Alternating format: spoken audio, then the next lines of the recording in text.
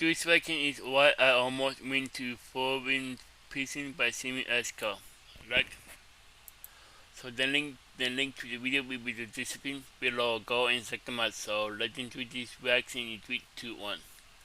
Today I'm going to share with you guys my truth and my story of almost going to foreign prison. It was a very scary experience, and really? I'm just glad that everything's okay and I can make this video and, you know, somewhat smile about it now. So let's get started. If you guys didn't know, I decided to leave LA since I was in between apartment leases and travel for a while because YOLO and I love traveling. I figured I would cut the expense of rent and just travel for a few months. And one of the places that I decided to come visit is Mauritius. My friend and I got an Airbnb and we decided we would live on this beautiful tropical paradise of an island in the Indian Ocean for 1 month. We both love traveling, we love content, we love the ocean. Who doesn't love paradise? So Mauritius just seemed amazing. It's also been on my list of places to visit for a few years, actually more than a few years now. I first heard about it in 2021. So I decided, you know, I'm leaving my apartment, I'm going to be traveling. Now's the perfect time to visit Mauritius, and why not stay for a whole month,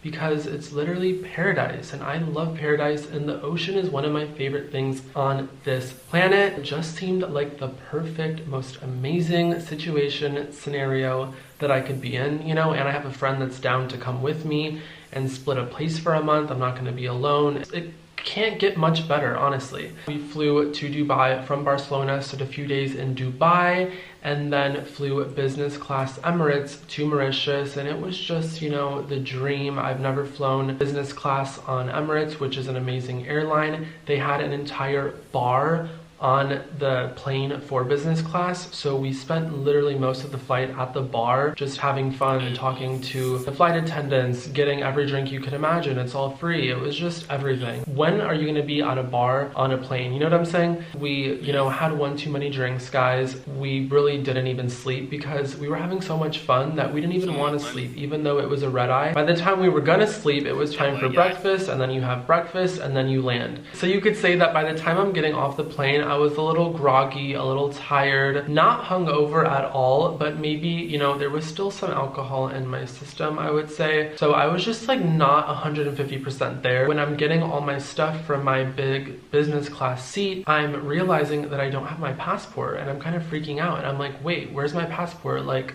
I have my passport. I needed it at the gate to get on the plane. I definitely had it. Everyone gets off business class. My friend waits for me because I'm frantic now looking for my passport. And I remember that there was these two guys behind us that were kind of making fun of us and mocking us because my friend and I were having so much fun. We were taking photos with flash. They started to make like fans only jokes. It was really weird. And then they were talking about gay people, and I just knew that they were like antagonizing and making fun of us. So I was like, oh my gosh, did these guys take my passport? Because when we were at the bar, they started taking photos of my friend discreetly, and they thought that we weren't noticing. So I decided to, you know, defend us, and I took my phone and went like this and pretended that I was taking photos of them, but I did not take photos. I didn't want photos of that like ugly, but I was like, I'm gonna do the same thing to you since you think that you can just take photos of us like sitting here. And as soon as I put my phone and made it super obvious that I was pretending to take a photo, he quickly moved his phone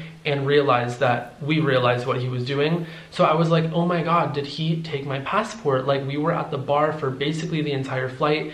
Maybe they got mad and they took the passport to like mess with me and ruin my life. Not literally, but you know what I'm saying. But then I ended up finding it under the seat, guys. It literally fell in between the seat, and the flight attendant came over to like help me open the seat, but thankfully I have like thin arms. I was able to grab it, but I was like, oh my gosh, thank god. I was like freaking out. I'm half tired. I'm like, oh my gosh, if I lost my passport, I would literally, I don't know what I would do. I'm on this tiny island now. Point is that they didn't take the passport, but if they did, that'd be really evil. But thankfully they weren't. They were just mean in other ways. But anyways, we got off the plane, we're in the customs line, and they have a QR code entry form that you have to fill out to get into the country. So we fill out the form, we're ready to get to the counter. We're like so tired, but excited at the same time. And we get to the counter, guys. You know, the guy's asking, you know, how long are you staying? I say a month. He goes, where are you staying? I say an Airbnb. He goes, do you have a flight to leave? leave? I say, no, not yet. You know, we're traveling for a while, but we're gonna book one. He goes, well, you can't come into the country if you don't have a flight to leave. I was like, oh, really? Like, I didn't know.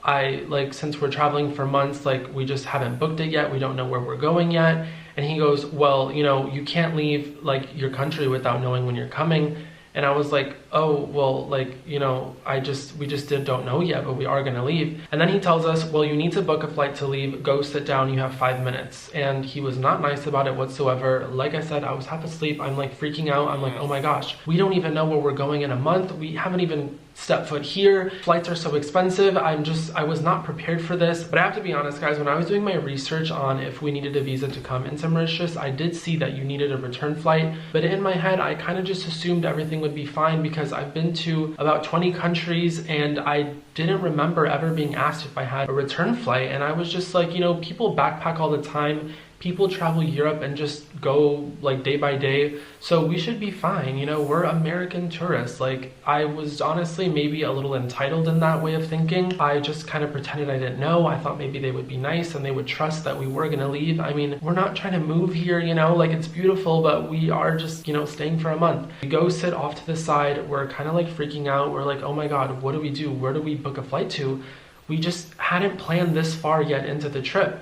And I'm just sitting there thinking what to do. I am thinking, okay, maybe we should go to Madagascar. I've always wanted to visit. It's really close by. It's also not an expensive flight. From Madagascar, maybe we can go to Cape Town. And then 2 other custom employees come up to us and they ask, you know, what happened? And I tell them, oh, well, he said that we need a flight to go home. And he tells us, well, why don't you just book a flight to a nearby island? And I'm like, well, will that work? Because he kind of said that we need a flight to go home. He made it clear that you shouldn't leave your country without knowing when you're going home. And he goes, no, like you should be fine. Just book a flight to a nearby island, like you'll be fine. So I'm like, okay, honestly, that's perfect. Let's just book a flight to Madagascar. It's not that expensive. And you know, I did want to visit. It's nearby and it's a bigger place than where we're at now. So it'll be a good hub to get to a next bigger city. So my friend and I booked the same flight to Madagascar. It was like $300 something. Thankfully, I had American Express points, so I didn't pay anything for it. And I book it. He comes over and he's like, all right, did you guys book a flight? And I'm like, yes. He goes, where to? And I say, to Madagascar. He's like, what? I told you to book a flight home.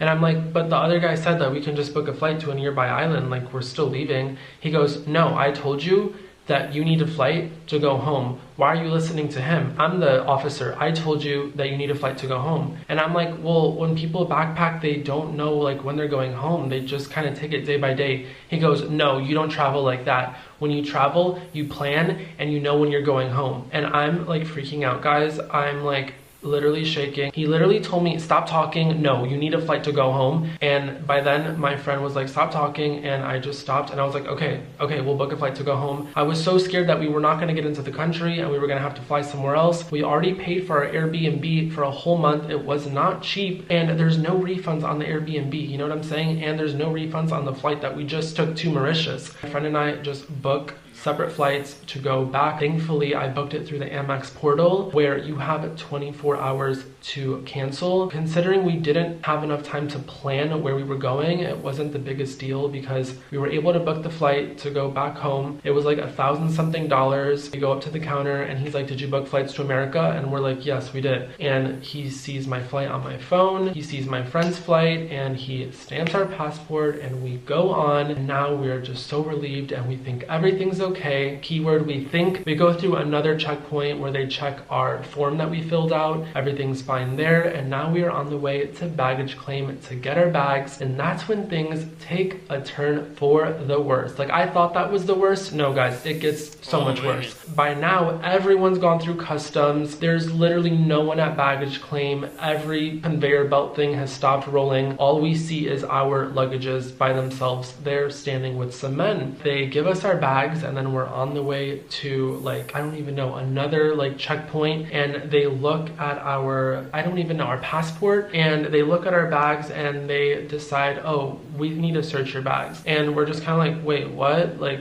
why? And I'm like, my heart just sinks, guys. I'm like, oh my god, why do they want to check our bags? Like, what is going on? This is so scary. I've traveled so much. I've been, like I said, this is my 20th country. This has never happened. I used to watch this show Locked Up Abroad where people would get like caught for smuggling, and this is all I could think of. I was like, oh my gosh, like I feel like I'm on the show Locked Up Abroad, and I don't know why I'm such a paranoid person. I'm like, are we going to jail? Like, I'm gay. I don't know why I get so paranoid. I'm like, oh my god, like they're gonna like plant something on us. Now I just feel like they have it out for us. Like, I don't know why. I'm like, they just don't like us. Like, they don't want us to be in this country. Like, this is so weird. So basically they take our bags and we follow them into this little doorway, into this narrow hallway, through the narrow hallway into a room that is a small room with like 3 desks, and there's like 5 people in there, and there's a big metal table against one of the walls, and they pop our luggages on there and they start opening, and they're just like, we're gonna go through your luggages and make sure that, you know, there's nothing in them. And we're like, okay, like that's fine. I have so much anxiety that I like have to use the bathroom. I don't want to tell them I have to use the bathroom. They're gonna be like, why are you nervous? I literally just start praying to God internally, and I'm like, dear Lord, can we just get through this and get to the Airbnb? Because we are good people. We're here to just vacation and honestly like promote the island, if anything. Most Americans don't even know about Mauritius, and we're just here to just enjoy it, contribute to the economy here, potentially inspire maybe people to vacation here. I just was praying, and I was just like, can we just please get through this and get to the Airbnb? We barely slept.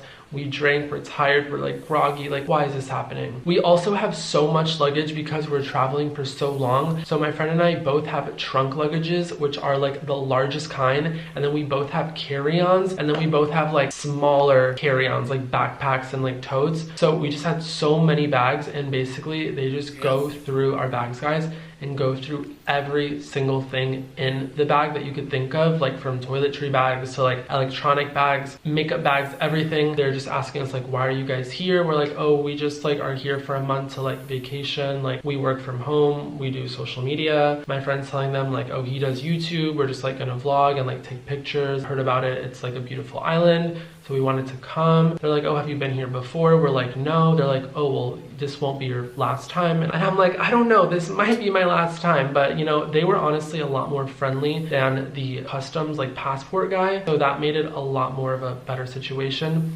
We were trying to just like be friendly, but also not be like crazy nervous, even though we were crazy nervous, because we didn't want to like make them feel like we're actually hiding something, even though we're not. And then they start filling out forms, and we're like, oh my god, why are they filling out forms? They're asking us for like our address in America, all this different stuff, and we have to go over to the desk and sign paperwork. And basically they start asking about everything in the bag. Like, for instance, I had creatine for like workout supplements, or like, what is this? They start shaking it. They asked like my friend about her medications. They just literally opened everything. They didn't test anything, which was kind of surprising, because I was like, if you guys really think we're like out here to like smuggle, like shouldn't you be testing my creatine to make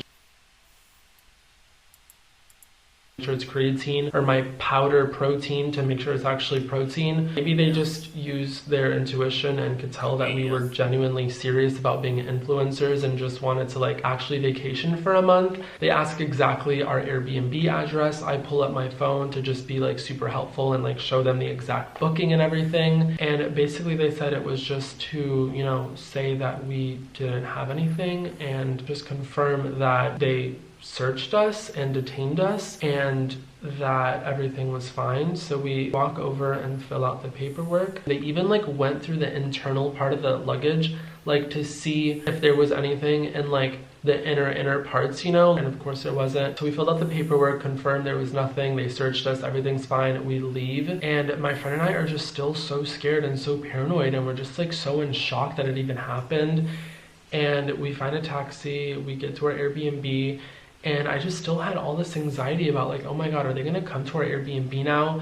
Are they gonna know that we're gonna cancel the flights? Because we honestly did cancel the flights because we weren't ready to go back to America after, you know, the month. We still want to take advantage of being across the world and see some other places while we can, especially because I don't even have an apartment right now. Like, I'm just not ready to go back. It's also summer, the beginning of summer, so I still want to travel. And that pretty much concludes the story of being searched and detained in the country of Mauritius for smuggling. We're not smugglers, we're just avid travelers. And I, was kind of annoyed and really just like turned off from this whole situation. But then I really sat back and thought about it, and I'm like, you know what? We're on a very small island that, doesn't get like a crazy, crazy amount of tourism. It honestly makes sense that they maybe want to search us. We're young. Maybe we're not the typical, Mauritius tourists, so we stood out. And maybe being that we're staying for a month also stood out to them. So I was like, they were just doing their job and they have to preserve this like small natural island. I would totally come back now that I've been here for 2 weeks. I actually love it, and the people are nice, and I just love like this small island culture. It's very just like peaceful, and I just love it. And that's life, I'm just thankful that everything was okay, and that's pretty much it.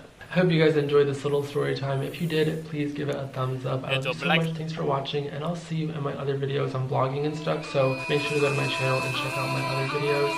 And yeah, I love you. Bye.